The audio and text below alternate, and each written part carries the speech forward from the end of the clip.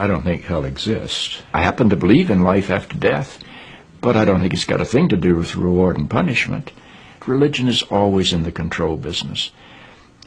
And that's something people don't really understand. It's in the guilt-producing control business.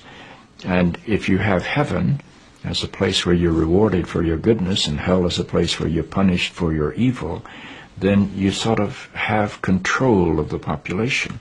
And so they create this fiery place, which has quite literally scared the hell out of a lot of people throughout Christian history. Mm-hmm. And it's part of a control tactic. But wait a minute, you're saying that hell, the idea of a place under the earth or somewhere where you're tormented for an eternity, is actually an invention of the church? I think the church fired its furnaces hotter than anybody else. But I think there's a sense in most religious life of reward and punishment in some form.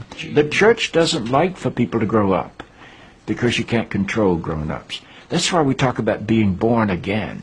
When you're born again, you're still a child. The people don't need to be born again. They need to grow up. They need to accept their responsibility for themselves and the world. What do you make of the theology, which is quite prominent these days in America, which is that there is one guaranteed way not to go to hell, and that is to accept Jesus as your personal Savior? Yeah, I grew up in that tradition. Every church I know claims that we are the true church, and they have some ultimate authority. We have the infallible Pope, we have the inerrant Bible. The idea that the truth of God can be bound in any human system, by any human creed, by any human book, is almost beyond imagination for me. I mean, God is not a Christian. God is not a Jew or a Muslim or a Hindu or a Buddhist. All of those are human systems which human beings have created to try to help us walk into the mystery of God. I honor my tradition. I walk through my tradition. But I don't believe my tradition defines God. I think it only points me to God. You and I are emerging people, not fallen people. Our problem is not that we are born in sin. Our problem is we do not yet know how to achieve being fully human.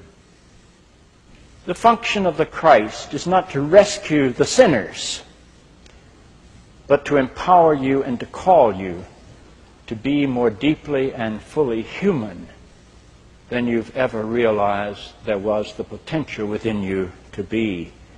Maybe salvation needs to be conveyed in terms of enhancing your humanity rather than rescuing you from it.